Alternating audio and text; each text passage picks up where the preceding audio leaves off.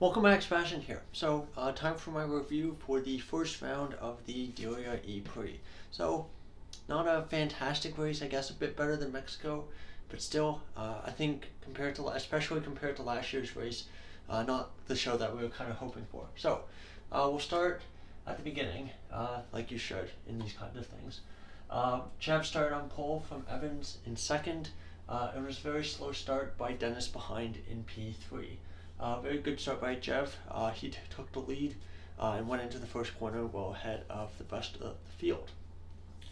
Seti Kamara was very aggressive at the start and tried to make a move on Evans, but wasn't able to make it stick.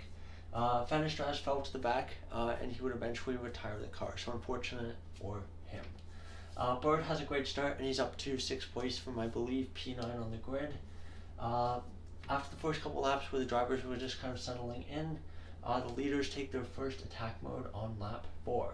After the attack mode phase, where basically both drivers took attack, all three drivers, Dennis, Evans, and Jev, all took their two attack modes in the span of 6 laps. So kind of frantic and a bit unusual by Formula E strategy standards. But during that phase, Evans overtook Jev on track for P2 at turn 18. Lap 7, very big gap behind the top 3 with very little overtaking in basically anywhere in the field.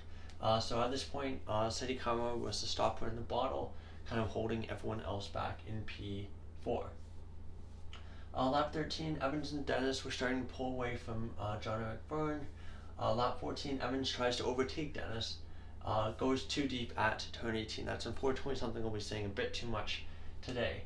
Lap 15, Jev overtakes Evans at turn 9. That should be turn 19. Again, Evans went too deep into turn 18, and Jev was able to get the switch back on him and overtake him into turn 19. Lap 18, Verline was the best on energy at this point in the race with 57%. The leaders were at 51 to 52%. So a bit of a gap there, and I was curious to see if Verline would be able to use that extra energy. So lap 21, the midfield. So at this point, we're almost halfway through the race, and I've barely written anything. The midfield started their attack mode phase. So at this point, I think Nato was 4th, and then the order after that was Seti Kamara, Bird, Cassidy, Gunther, Verline, Hughes, Fines, and Boemi. The order all the way down to 12th. Lap 22, Jev was starting to pull away from Evans. A bit of a 3-second gap or so. Cassidy is the last driver from the midfield to take attack mode, and by basically overcutting everyone else not taking attack mode, he has moved his way all the way up to 4th place with very, very strong pace. He lost his front wing end plate at turn 18, but didn't really seem to affect him too much. Lap 26, Cassidy overtakes his teammate Mitch Evans for P3 at turn 18. In lap 27, the following lap, Gunther overtakes Seti Kamara for P7. And I think Seti Kamara was starting to slow down, I think lacking a bit of energy compared to the rest of the drivers around him. Lap 28, Evans was starting to fall into the clutches of Norman Nato, who I believe was in 5th place at this point. Lap 29, Cassidy finally takes his first attack mode with 8 laps to go, and he falls down to 4th, so Evans repasses him. Cassidy, though, is starting, to his credit, starts putting pressure on his teammate right away and overtakes him at turn 18 to get back up into the final podium position. Lap 31, Bird joins Jaguar battle behind, so really strong pace from him. Bird joins Jaguar battle. Lap 32, Cassidy takes his final attack mode, so it takes him in very quick succession, and he stays ahead of Bird in 5th. So that's something he was worried about. So at this point, we already did that. Okay, lap 34, Dennis did we already do that? Okay, basically, lap 32, after the attack mode sequences were finished, Cassidy was now in 4th, so he moved up quite a bit from before the attack mode sequences. Bird 5th, he also moved up. Nato 6th, then Gunther, Verline, Seti Kamara, Hughes, Fines, and Boemi. So the big winners were Cassidy and Bird, and then the losers, I guess you could say, were Nato and Seti Kamara, who both dropped a couple of positions there during the attack mode phase. Lap 34, Dennis driving into the distance, and they announced no added laps, and because there was no yellow flags in the entire ePrix. So of course, good on the drivers for being able to drive so cleanly with pretty difficult conditions, very low grip. You might notice the times from qualifying were much slower than they were last year. Lap 35, Jeff starting to fall back from Evans, fall back into Evans, falling closer towards him, and there was a 6-second gap between Jeff and Dennis. Lap 36, Verline had 10% of energy left with 2 laps to go. Dennis was at 5%, Jeff was at 4%, and Dennis took the fastest lap of the race, something that they had planned in advance. There was a big train going on behind Jeff, so that was something that was basically the center of attention, as Evans was desperately trying to overtake him and get up to P2. Lap 37, final lap of the race, Verline was on 7%. I thought, can he make a move? Can he finally do something with that extra energy? And the answer, we'll see what the answer would be. Dennis takes the checkered flag, dominant wins by I think 11 seconds, something like that. Great result for him.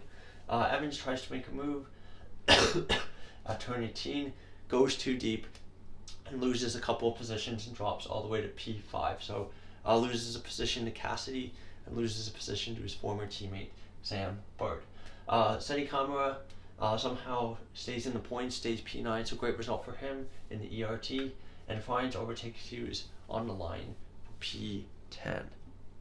My throat's dry. Okay, so final result from the round 1 of the Diriyah ePrix.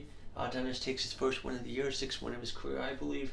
Jeff second, really strong result for him, and then Cassidy rounds out the podium in third, making his way from a bit of a poor qualifying. 4th Bird, 5th Evans. I think he'll be quite disappointed with that result. Given that he was up fighting for the podium, fighting for the win at points, and he just went way too deep at turn 18. I think at least 3 times on this board, at least from the times I've written down. 6th Nato, 7th Gunther, 8th Verline, 9th Seti Kamara, 10th Fines, 11th Hughes, 12th Buemi, 13th Roland, 14th Van Doren, bit of a shocker for him. 15th Mortar, 16th Acosta, bit of a howler there. 16th place in a Porsche is not ideal. 17th De Vries, 18th Muller, 19th Degrassi, 20th De Rivela. Struggling, continues to struggle as a rookie. And then 21st place, Dan Ticktum, well off the back. Time-wise, I don't know if he was doing his crazy strategy again that he tried to do last time, or if he was just genuinely struggling. 22nd, Fenestras, of course, your 1 DNF. So, looking at the championship, at the very least, even if the racing has been pretty poor the first 2 races, the championship is heating up. So, Verline stays first in the championship, 32 points. Cassidy second, 31 points, only a single point behind. Jev third with 29 points. Dennis fourth, 28 points. So, you got top 4 separated by 4 points, which is pretty tight, I must say. 5th Evans, 20 points. 6th Buemi, 18. Gunther also on 18. 8th Bird with 12. 9th Nato with 9 points. 10th Hughes with 6 points. 11th Van Doren with 4 points.